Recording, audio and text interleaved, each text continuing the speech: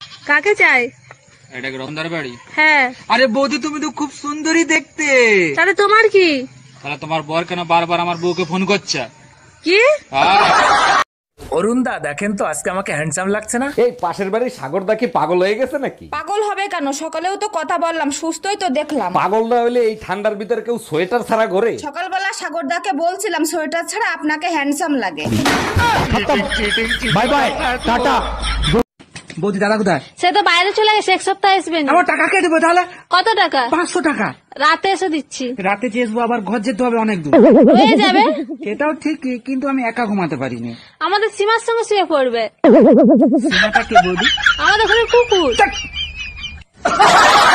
এই তোমার ব্লাড টেস্টের রিপোর্ট আসছে, কি বলছে ডাক্তার? ডাক্তার বলছে আমার শরীরে রক্ত কম হয়ে গেছে, শরীরে রক্ত বাড়াতে হবে। আচ্ছা ঠিক আছে, টেনশন নিও না, সব ঠিক হয়ে যাবে। ঠিক তো হয়ে যাবে আমিও জানি, কিন্তু কার রক্ত খাবো সেটাই ভাবছি। हम इसका पति है, हमको सिर्फ फांसी का सजा चाहिए। ভাইজান, আপনার তো ইউটিউব চ্যানেল আছে, আমাকে একটা চ্যানেল খুলে দিবেন? আরে ভাবি, এইটা কোনো ব্যাপার না, আপনি চলে আসেন, 2 মিনিটের ভিতর খুলে দেবো। তুমি এত নোংরা হয়ে গেছো, শেষ পর্যন্ত ভাবিদের খোলার কথা বলতিছো? আমি কি ভাবির কাপড় খুলতে চাইছি? ইউটিউবে চ্যানেল খুলতে চাইছি, গাধা একটা।